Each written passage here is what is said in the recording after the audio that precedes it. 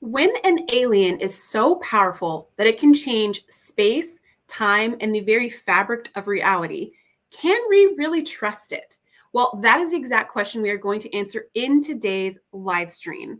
We're going to cover 5 of the most super-powered beings in Star Trek: The Next Generation and rate them on a scale of super trustworthy and run for your lives. If you're new here, welcome. And if not, welcome to the Savage Stream, the weekly live stream where we talk all things Star Trek. I'm your host, Sharice the Sci-Fi Savage, and I am super excited to get into this conversation. We're going to start with kind of the most dangerous seeming aliens and kind of go to the ones that seem a bit more neutral. But the question is still going to be the same. Which of these species would you inherently trust? So there are going to be timestamps below if you're watching on the replay, so you'll be able to jump ahead at any time. And let's get started. Okay, so the first alien species that I want to talk about is not really, we don't know a species. It's really just one alien that we presume comes from many other aliens that are similar. And this is the alien called Nagilum from the episode Where Silence Has Lease, which is season 2, episode 2. So in this episode, the Enterprise gets trapped in some kind of void where it's basically, it's like a horror episode. They get trapped in some kind of void of space. They see this like Romulan ship or something decloak and it's firing at them and then it disappears. And then they see the USS Yamato and they're like, okay, well, there's help has arrived, and then they beam over and then it's like a ghost ship and they beam back just in time. And they've got these weird moments where I think it was Riker or Worf or somebody who like walks out of the bridge, and when they go into the door, they're back inside the bridge. And it's all these like really creepy kind of haunted house feelings going on, but it's all due to Nagilum. And the explanation is that Nagilum is just super curious about death because it has not experienced death. That's not something that's common to its species. And it notices that that is a big thing that's important to these organics on the Enterprise. So it wants to find out more. And the way it finds out more is by terrorizing and haunting and ultimately killing one of the crew members. And it says, I think that I need more information. So my experiments are going to take a half, maybe a third of the crew out so that I can just kind of keep doing different tests and experiments and kind of see what's up. So Picard pulls a Janeway and does a self-destruct because he's like, no. Like, you will not take our ship. We're not going through that. I'm not putting my crew through that. And so then Nagilum's like, all right, fine, I'll let you go. And then they fly away, and Picard does not release the self-destruct until he feels like they're far enough away, which, how do you measure that? I don't know.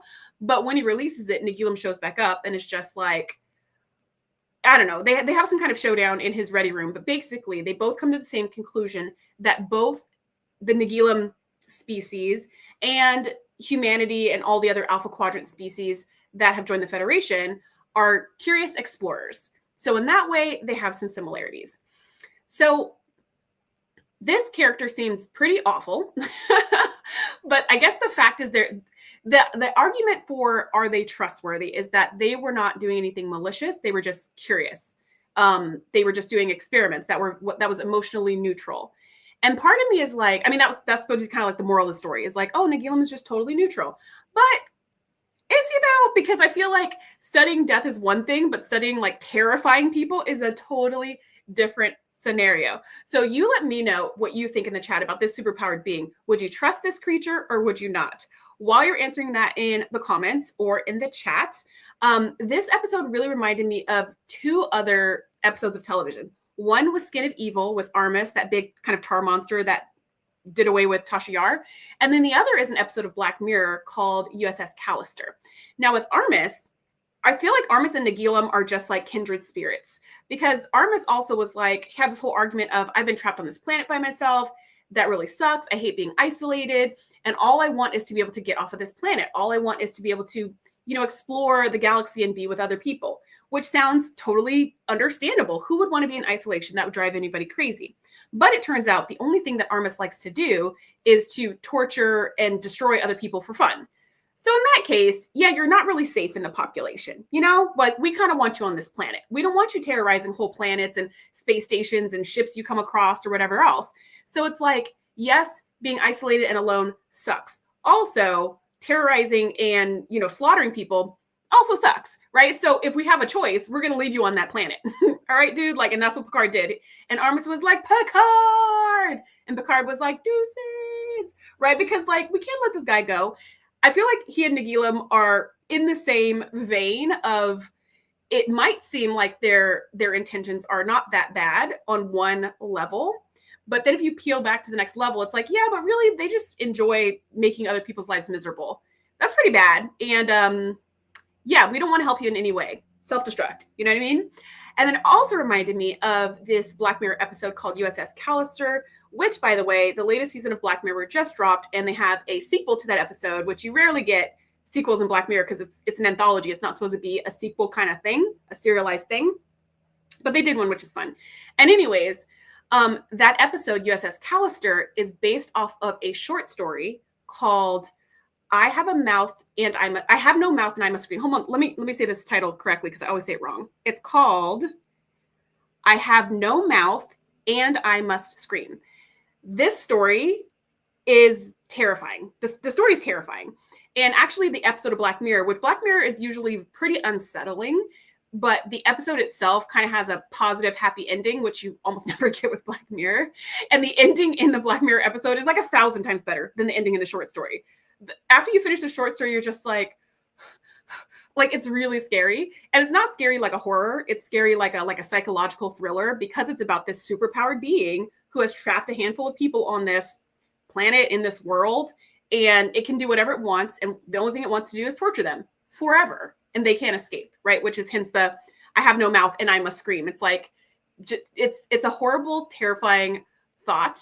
And I was reminded of those other episodes and that short story in thinking about Nagilum. Because like on the one level, I'm just curious. But on the next level, it's like, but did you have to do all this to satisfy that curiosity? Of course not, right? So it wasn't totally neutral. It was a little dash of malice, I felt like was thrown into every single thing that motivated Nagilum. Okay, I'm going to check the chat, and then we are going to go to the second superpowered alien on the list. Okay, let's see. There's so much. Hello to everybody. Nadia, you're totally ahead of me. So to everybody in the away team, today's secret code is : Vulcan : just to mix it up. Although I do love some : Borg : Okay. Let's see. Hello, Jelly. I like that. Nadia says, ugh, I hate Nagilum. And of course, he kills the black nameless red shirt helmsman, Psy, the 1980s man. You know, what's so funny, and you probably remember this, Nadia, from listening to the TNG podcast, is when I watched this episode, which I had no memory of this episode until we reviewed it on the TNG podcast. As we were watching it, that first opening scene it was the opening scene. It was the opening scene, I think, before the credits, where the Enterprise was sent to help the Yamato, and the captain was a black man. And I was telling Andrea, my co-host for the TNG podcast, I was like, oh yes, a black captain. And then my second thought was, man, they're probably going to kill him. And then like 1 second later, his ship exploded. And I was like, it's just so frustrating. It's just like, and this was season 2, but this episode was season 2, but that trope was just like, every season was just that trope. Like you see somebody, a person of color, and you're like, oh my gosh, a person of color who's head of engineering. Oh, they just died. A person of color who's the captain. Oh, they just died. Oh, an admiral. Oh, no, they just died. You know, and it was just like such a bummer. Yes, Wingrace says this is an existential threat. I agree, because it's not just, especially since it doesn't seem, I mean, maybe it was localized in that area of space. Maybe Nagilum could not leave that little pocket, but that's never really clarified. I mean, and like, goodness forbid that it ever found its way to the Alpha Quadrant or to an actual planet. Because like, as far as we know, it's just out in space doing its thing. But if it finds a populated planet, imagine what it would do. Nadia says, okay, but the creepiest aliens, in my opinion, are the ones who took over Geordi's old away team one by one, turning each of them into one of them. Oh, Identity Crisis. Yeah, it still gives me the wiggles. I was wondering what you were talking about. I was like, which one took over Geordi? Yeah, those aliens, these aliens, the ones from Identity Crisis, at least were not full of malice, right? Like that's just how they reproduced. They were totally like neutral in their what I want to say. They were neutral in why they were doing what they were doing. It wasn't anything like good or anything bad. Like they're just kind of doing what they do. When Grace says, now I'm picturing Armis singing part of your world. Can you imagine in the part with the hair, but it's just like tar slime that splashes as it comes out of the goo? That would be hilarious. What would I give if I could live off of Vigra 2? That's really funny. Yeah, PS2 Chipper, I loved that Black Mirror episode also, which I'm not a big Black Mirror fan because it's like creepy and it makes me feel bad, but I really like that episode. And I did just watch the sequel, which was also good. Wingray says they also made an old PC game out of I Have No Mouth and I Must Scream, which is super creepy. Who would want to play that game? Who would even think to make that a game? Why would that be a fun game? What? I don't understand. There's so many questions I have about that. Like, actually, it's like making a video game about freaking Armis. Like, who wants to play that?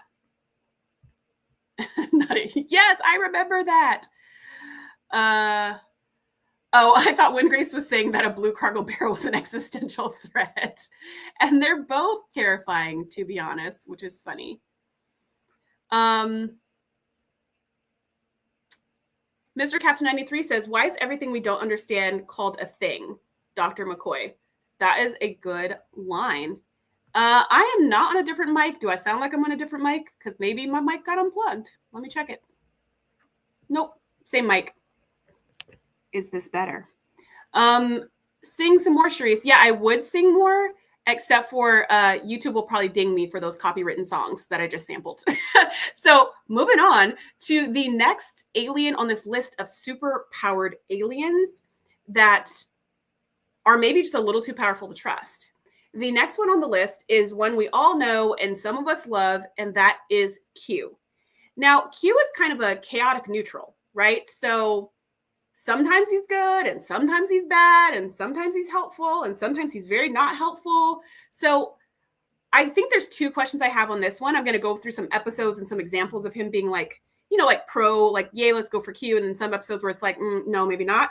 But I have two questions about whether or not we can trust Q. The first is, can we trust Q, the Q we always see?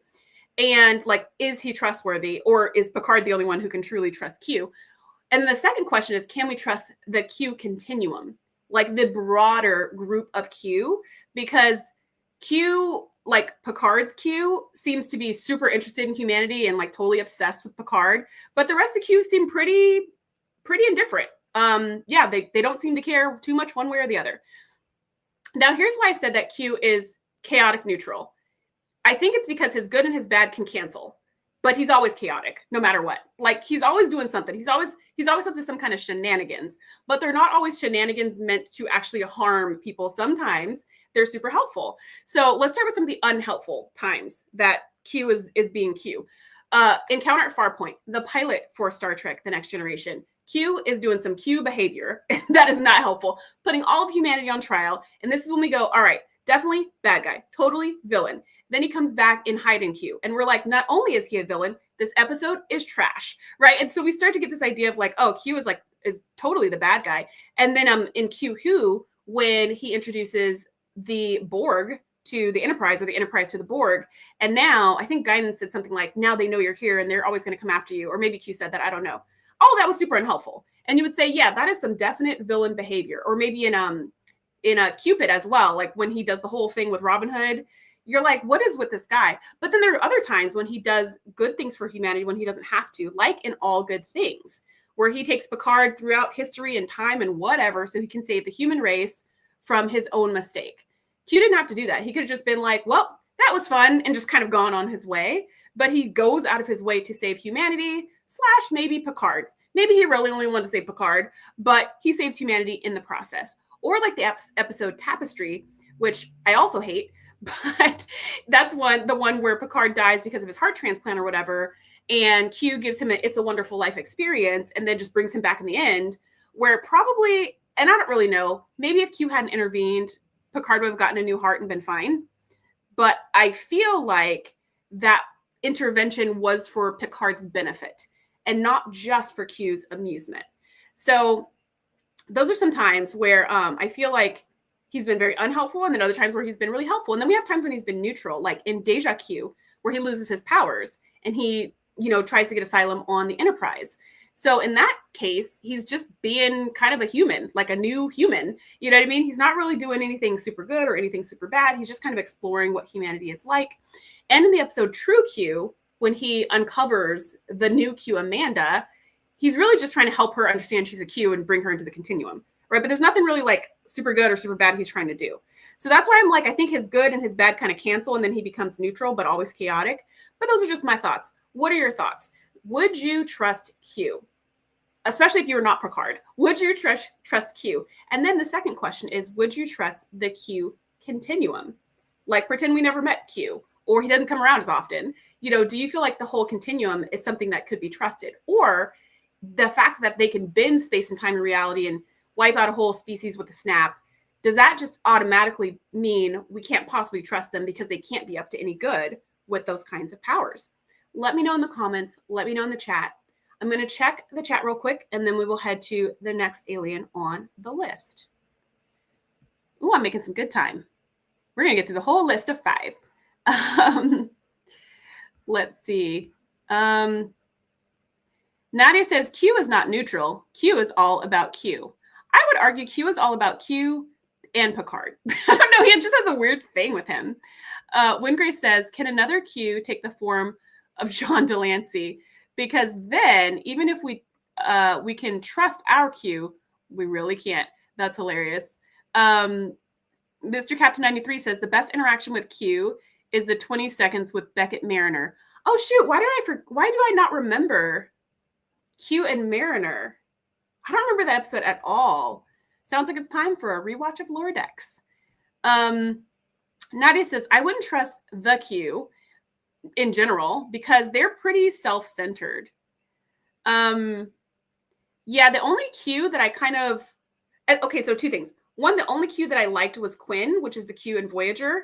But I liked him because he wasn't so much. You know what I mean? Like, he wasn't just like, I don't know. He wasn't like so much. He wasn't so big of a personality. But also he was like super depressed and wanted to end his life. And that was really sad. And then he like told the captain that, oh, I'm going to try to be a human for a while and just experience the end of my life naturally. And then he was like, nah, I'm good. And so that was just really sad. So it's like, even though I had some kind of empathy for Quinn, I wasn't just irritated immediately.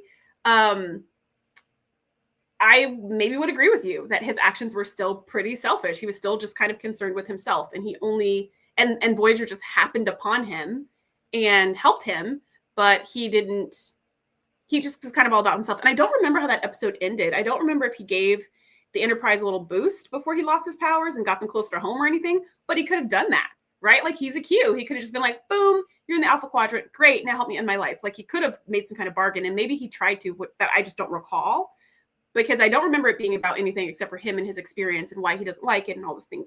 So you might be right that the Q in general are pretty self-centered. I will say Q2 is like, Q Junior is pretty self-centered. And when I was making this list, I thought about Amanda in True Q. And I was like, wait a minute, wasn't the whole backstory that her parents were Qs and they left the continuum? So like a tornado came and picked them up and like Wizard of Oz them away. And now Amanda was raised as an orphan or something. So then I was like, wait, they had this whole thing about Q Junior was the only child Q because they didn't reproduce that way. But then I was thinking about Amanda and I was like, I don't know if that math is mathing, but I didn't go back to check if that's true. Q as Trelane. Do you say that name Trelane or Trelawney? I never saw that episode. But what I have heard is yes, that he was a Q, but that's, I think, a fan, like a common fan speculation. Nadia says, speaking of Q, maybe the Calamarain or the Elorians should be on this list, right? That's true. There are actually a lot of aliens that could be on this list just because of how powerful and how capable they are. And some of them, it's like internal abilities that they have, but others, it's their technology. Where you're like, wow, like just the fact that they have this technology, which is so far beyond anything that the Enterprise or Starfleet has, it makes you go, I wouldn't want to run into them in a dark alley, you know? But then the list just would get too long. PS2 Chipper says, never trust a Q. Not any Q, not any time. Nadia said it. You can't trust it. You can't trust the continuum. They don't allow for deviation within the continuum. They killed a man's parents, and then they went to war because one of their Q wanted to die, and so on and so on. Mr. Captain 93 says, Q popped up on the Cerritos for 20 seconds as Mariner was like, I'm paraphrasing, go away, Q. We don't have time for your crap. That's hilarious. Man, see, like, okay, if you find that episode, let me know. But I need to rewatch the whole thing anyways because it's hilarious. Yeah, Windgrace actually did a whole breakdown of the Strange New Worlds Season 3 trailer. So if you type @Windgrace into YouTube's search bar, you can find that channel. And you can see his very detailed breakdown of that trailer where he talks about that whole thing about Trelane being a Q, perhaps. So, meh, I don't know. And unless it's a misdirect, which Windgrace also says in the breakdown. And then Windgrace says, where is best of Trek, worst of Trek to bring up Susie Hughes, Susie Plaxton? Probably not here today. Okay, so let's talk about the next superpowered alien on the list, alien number 3. So alien number 1 was Nagilum, who was pretty bad. And I think we all agreed, not super trustworthy. Then alien 2 was Q and the Q Continuum, who are probably not super trustworthy. And now 3, this will be interesting for me to hear from you guys if you think this particular species is trustworthy, but these are the Cytherians. These are the aliens from the Nth Degree, which I call the Big Head Barclay episode. This is the episode where these aliens send this technology. They send a probe that takes over Barclay, and then Barclay reroutes the Enterprise and then takes them through like super hyper warp space to meet this alien that appears as a giant head inside of the on the bridge.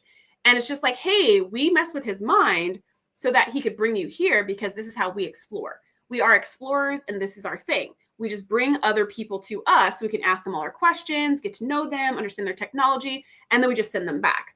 So I feel like this is kind of the flipped coin of Nagilum, right? They kind of wandered into his little spider web or its spider web. And then it was like, aha, you're here now. I'm going to play with you as my little toys. The Cytherians, on the other hand, went out and grabbed the Enterprise and pulled them in. And they were like, hey, guys, what's going on? Like, let's be friends. And Picard, being Picard, is like, how interesting. I would love to exchange cultural information with you. This sounds fun. And nobody was like, what the heck, dude? Like this is not how we roll. So I've got kind of like a pro and a con for the Cytherians. So the pro is they didn't use any violence or any deception in their methods. They didn't, they just kind of borrow people and technology in order to exchange information, right? So there doesn't seem to be a lot of malice or any malice in their activities. So that's kind of like a pro of, well, maybe we can trust the Cytherians. But a con for why we maybe can't is because they take control of minds and technology without any consent, right? Because this is just how they roll. So they took over Barclay's mind and brought the ship to them because they wanted to. What if the Enterprise was on a life-saving mission to deliver a vaccine, which they do every other episode in season 1, right? Like, what if they were on going someplace important? What if they were in battle with the Borg, or they were trying to defend the neutral zone or something like that? And then suddenly they're like, zoop, and they're snatched out of space. And the Cytherians are like, hey guys, what's going on? You know what I mean? It's like, we have things to do and we appreciate this, but could you ask a yes or no question before you snatch us up? So I don't know. There's pros and there's cons, but I want to hear from you. Do you think the Cytherians are trustworthy? Or is the simple fact that they have this power and they use it indiscriminately, does that alone make them not trustworthy, even though they don't seem to use it for evil? They don't really use it for good, but they just use it just to get to know other creatures, just to explore without leaving their homes. So let me know in the chat. I'm going to check the chat and then we will go to the next alien on the list.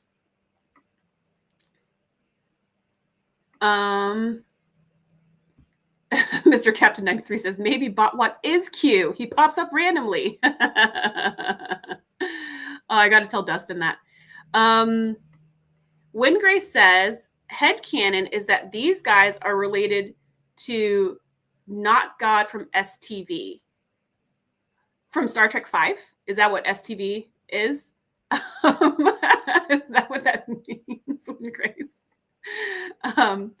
PS2 Chipper says, it's like TNG doing the Lawnmower Man. Okay, so you mentioned that before, PS2 Chipper, and I was like, what is that? I vaguely remember that from the 90s, I think, but I didn't see it because I thought it was scary. So I Googled it after that live stream, and it does look totally scary. And I probably wouldn't watch something like that. So I don't know anything about Lawnmower Man other than something goes awry and something scary. So feel free to make that reference whatever you want, but I just want to let you know I did look that up and I was like, oh yeah, no. Like the feeling I got seeing the poster and like reading the little blurb about it, I was like, yeah, this is the exact feeling I got probably the first time I saw this back in 1993 or whenever that movie came out. Mr. Captain 93 says poor Barclay and Board, which I love. That's what it looks like on my side. Nadia says, I think the Cytherians are the least offensive people on the list so far. It's a scary approach, but their intentions are pure. And so maybe my question is, do their intentions super matter if they like put everything back the way they found it? I would say yes, intentions always matter. So I love that they're not malicious and that they're not like Armis or like Robert Daly in the USS Callister. At the same time, I don't want the Cytherians to just be snatching me up whenever they want to chat. Like, I'd rather they came to me or give me some kind of choice or options. But I agree with you. They are the least offensive so far. PS2 Chipper, thank you so much. What does God need with a starship? That's a quote, right? What would God want with a starship? What quote? Where's that from, though? Wingray says, yes, the not God was in Star Trek V at the center of the galaxy as a giant head. Oh, okay. You know, I didn't see Star Trek V, right? Which is funny because so Best of Trek, Worst of Trek is doing a whole live stream on all the movies. And I was like, this is my chance to watch any Star Trek movie I haven't seen yet. And then it didn't happen. I didn't watch those movies. So I missed it. Cause I was like, oh, I can be there like in time for the conversation, but that didn't happen. So it's just going to be more things I don't understand that go over my head. Justin Dot says, just to explore as far as I can remember. Yeah, that's what the Cytherians were trying to do. And I agree with you, Mr. Captain, like sort of poor Barclay, but also sort of not, because he got a lot of good things out of the deal. He got smarter. He got way more confident. And then a little bit of that residue was stuck with him after the experience where he was like, oh my gosh, I remember what that felt like. I remember how it felt to be confident. I remember like knowing all these things. And so, yeah, he got taken over without his consent, which sucks. But also, they didn't harm him, which they usually do whenever Troy's involved. So at least he wasn't like damaged and harmed and traumatized forever. That's like a nice change. Mr. Captain 93 says, let's not forget the zombie Vulcans. Are you talking about Lower Decks? That's the only time I remember zombies. Cisco will let you know. PS2 Chipper says, I love the Star Trek TOS movies. Oh, you just missed them, though, if you're watching Best of Trek, Worst of Trek. They just finished reviewing all the TOS movies. Not this week, last week, I think. Nadia says, just thought of another one, those aliens from Clues that made the crew forget a full day because they were murderous and they were murderous xenophobes. Yeah, those were the Aldeans, I think. No, Paxons. I think they were the Paxons that made everybody forget. Because I did think about putting them on the list also because they were super powerful. And not only the alien from Clues, but also the alien from the episode I always think is Clues. The episode where Karen McDuff is like the new first officer and tricks everybody and like brainwashes everybody and says, oh, we're at war with these other aliens, but really it was all a big lie. Whatever that episode was called, which I'm totally blanking on. That's another one. Conundrum. Thank you. Yes, Conundrum. That's another one where I'm like, ooh, that alien was like pretty powerful because he was able to wipe everyone's memory and rewrite it in the entire ship, which is nuts. But at the same time, I think for both of those aliens, they were kind of technological things that they did. And even though he had the technology to wipe everybody's minds, he did not have the technology to win the war against the alien species that he was battling against. So it's kind of like they're really powerful in this one way. And if we like disabled that tool, then they would be super powerless. The Paxons, who did the whole mind wipe thing, though, for Clues, I mean, I don't know. I guess they have the power to do that whenever they want. And their deal with Data was like, if you don't wipe everybody's memory of the fact that you guys ever saw my planet, we're going to destroy everybody on the ship, which is kind of harsh, you know? Like, it's planet, it's space. People are going to apparently fly around from time to time. Yes, me too, Nadia. I always confuse clues with conundrum, and I really like conundrum, and I with clues. So whenever I watch clues, I'm always like, "Oh, this one's going to be good," and then I'm like, "Wait, this one's not that great." um, Justin Dot says clues has the gnarly pack experiment guys. Yeah, the experiment guys. Plant experiment guy. Oh yes. The gnarly plant experiment. That was the one with the little moss and the little those little clear things that you would get from the vending machines when you were kids at the mall, and they would have gumball inside. They had little like clear gumball containers, and they put little pink moss in it or whatever. And when they woke up, the moss was even bigger. Yeah, that was clues. Okay. The next alien group on the list. Is this the last one? The second to last one. That are so super powered, and I'm not sure whether or not we can really trust them, are the travelers.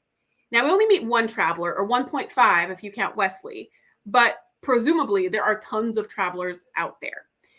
The first time we see the travelers is in the episode Where No One Has Gone. No, wait, that's not right. Yeah, Where No One Has Gone Before, season 1, episode 6. Yeah, that's right. And in this episode, this is when we first meet the traveler. He comes on scene with a buddy, and the buddy's like, "Oh, I understand, blah, blah, blah, blah, blah," but really it was the traveler just like magicking everything. And then something goes wrong. Something goes terribly wrong. And then Wesley figures out that the traveler has superpowers and tries to fix it, and it just keeps getting more and more and more wrong. And then eventually the traveler does like work with Wesley's powers or whatever, like his innate goodness or whatever he does, and they're able to get the Enterprise home. And then we see the traveler two or three more times before he leaves in TNG. We do see the travelers come back again, in the sense that we see Wesley Crusher because he becomes a traveler. Spoiler alert, if you haven't seen the end of TNG, Wesley becomes a traveler, and we see him again. Oh, this is funny. PS2 Chipper donated $2 for Shut Up Wesley, which is pretty hilarious. Exactly. I was going to say that best of Trek, worst of Trek. We were just talking about you. We were talking about how you might be a Q. So I don't know if you feel really like flattered or super offended. So there's that for you. But yeah, we see Wesley show up again in Picard season 2. Is that 2 or 3? And Kore becomes a traveler as well. And then we see Wesley again in Prodigy. Do we see Wesley in Lower Decks? That I don't know. But we see Wesley again in Prodigy, and then we get a lot more backstory about the travelers. That's kind of where we get all the backstory, which I really appreciated, because I was like, finally, now I have so much closure on like what these people do. But the big idea was really explained with the traveler in that last episode. We see him in Journey's End with Wesley when he takes Wesley away, where he says, we try not to interfere. We just kind of want to observe. And PS2 Chipper has gifted a membership to the away team. So if you want to join the membership, now is the time. So we do see that they are kind of more observers. And I feel like that's both the pro and the con to trusting them. On the one hand, they're not manipulative. They're not full of malice. They're not trying to deceive anybody. They're not trying to hurt anybody or anything else, right? So they act more as a guide, and they rarely interfere. But on the other hand, they act as an observer, and they rarely interfere, right? So there are times when and I feel like this is the same thing with being a Q, right? Like there's times when the travelers could step in and do something, but they choose not to, which is not always bad, but definitely in the episode Journey's End, you're like, oh my gosh, there's like this huge firefight going on between the like some of the people in the Federation and some of the colonists and some of the Cardassians, and Cardassians, and they're all like firing away, and you're like, oh my gosh, like people could get hurt. And the traveler comes in and is like, Wesley, this has nothing to do with us. Let's go. And then they just leave. And you're like, what the heck, you know? So part of me is like, I don't know. Are the travelers like super trustworthy? And I don't want to spoil anything for Prodigy if people haven't seen it, because I know it's a little bit hard to get your hands on these days because the IP was sold or whatever. So it's not as easy to watch as the other shows. But when we get the whole backstory of the travelers, we just get more of Wesley saying like, yeah, as a general rule, we're not supposed to interfere with anything. But of course, Wesley's going to interfere because he's Starfleet. But like, you know what I mean? So I feel like that's a pro and that's a con. So what do you think? Would you trust the travelers? Do you think they are trustworthy? Or do you think the sheer fact that they have all these superpowers and can sometimes act as guides and sometimes act as just neutral observers, does that make them kind of like shifty in your mind? Let me know in the comments. Let me know in the chat. I'm going to check the chat, and then we'll go to the last alien on the list. Doop, doop, doop, doop. So Mr. Captain 93 says, so you're saying that the travelers are more observers? Well, the travelers say that they are more observers than anything else. So when we first meet the traveler, he's definitely interfering because he's working with that guy whose name I don't remember at all. And he's helping him like with his experiments or whatever. And it seems more like he's like, I don't know, it seems like he's on vacation or something. He's just like hanging out with this guy and kind of traveling around and working with him to do stuff on the side. But later on, like when we last see the traveler in TNG, he says we're not supposed to interfere with anything. We're just supposed to just like kind of watch and see what's going on and just, you know, observe. And then when we see him in Prodigy, it's more like we manage the timeline or something. So they're, oh, Krasinski, that was his name. I would have never remembered that. Thanks, Best of Trek, Worst of Trek. So I think their job kind of changes. But even with them managing the timeline or whatever that's supposed to look like, there are still times when they're just like, we're not going to step in. Just like with Journey's End. They're just like, no, we don't step in. We don't interfere. We just observe. So I guess it's kind of a prime directive situation, right? Where sometimes prime directive, we can't interfere. We just are going to observe. And then other times they're like, prime directive, schmime directive, wee! And they just like jump in and interfere. So, yep, that's what I'm thinking. Best of Trek, Worst of Trek says, I think we can trust the travelers. They've been shown as nothing but good. Prodigy Season 2 cements it. DJ Magic says, I could never be a traveler. I blow the whistle on everything with no more secrets.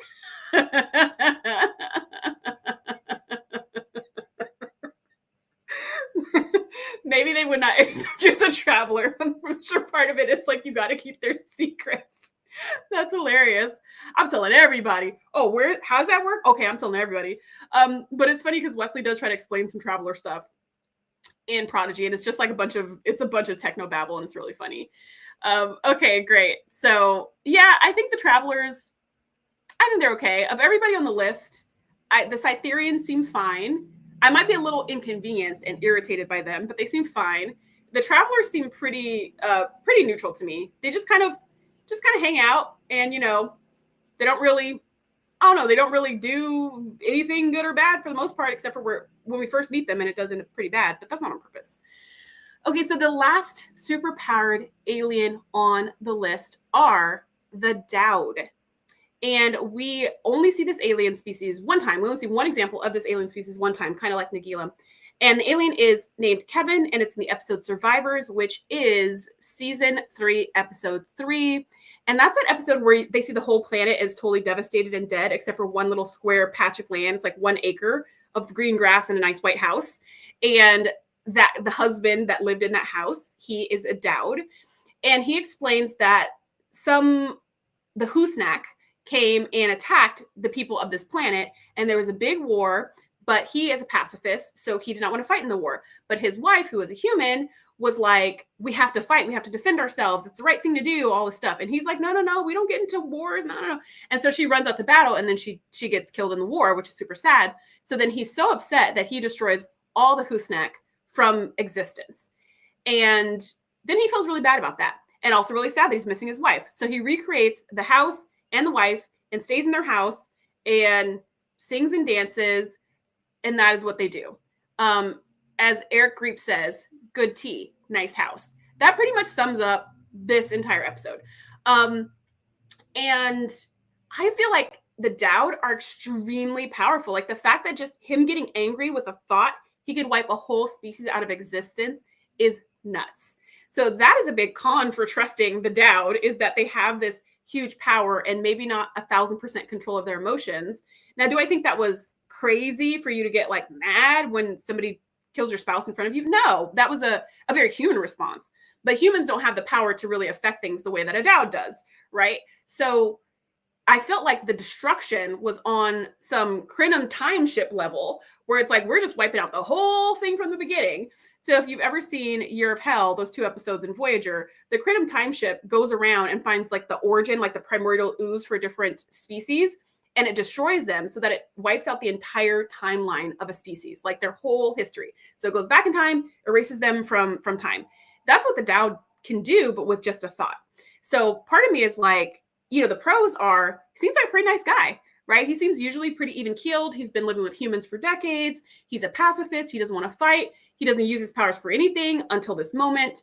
So he seems pretty harmless. But then the other part of me is like, when he got really upset and mad and angry and hurt, the power that he unleashed was like dramatic. And apparently, the Douwd have the power to destroy an entire species with a thought, but they do not have the power to bring them back.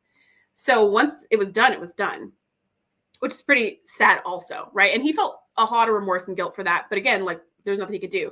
At the end of the episode, Picard is like, I forget who he's talking to, but they're like leaving. They leave him with his wife on the little square of grass to just grieve or whatever. And somebody says something to Picard of like, shouldn't we do something or hold him account or something like that?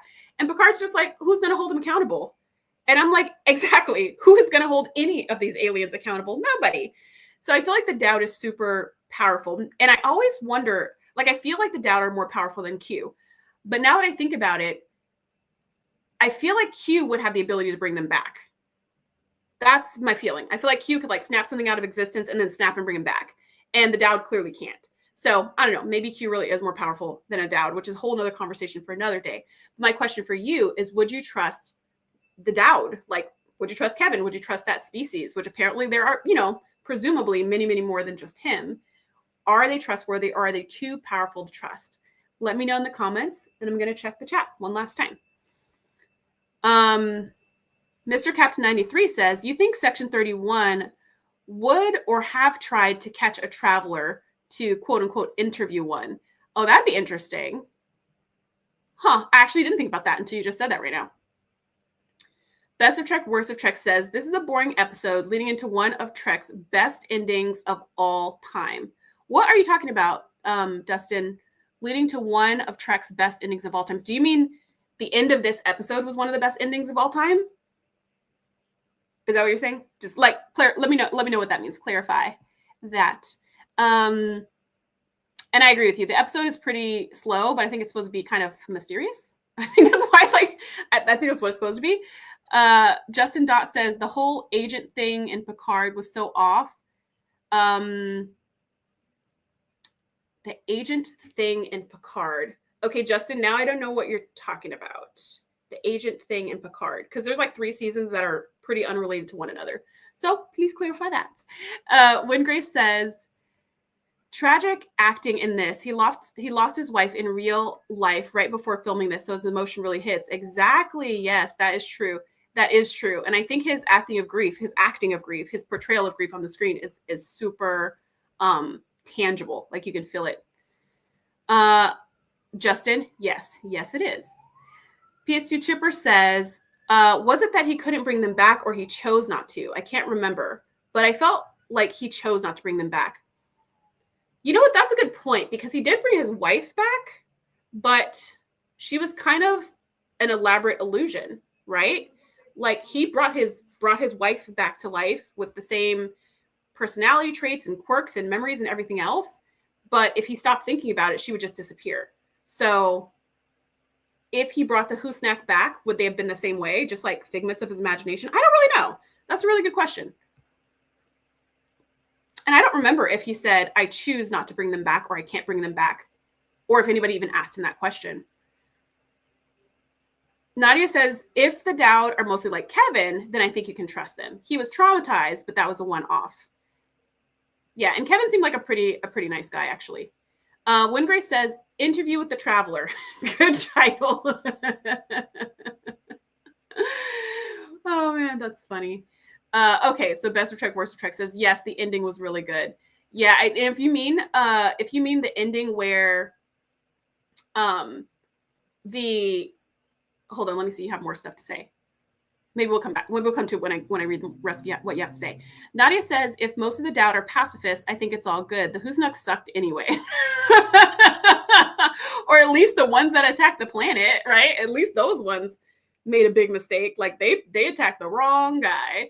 I was watching this TV show where like this little girl got, it was like a crime drama, because I love crime dramas, like a crime sitcom thing, and police procedural. And this girl got kidnapped, and they were like trying to figure out what happened. And the grandfather was like on the case, and the grandfather was just like wild, like so powerful and so sneaky and so connected and all this stuff.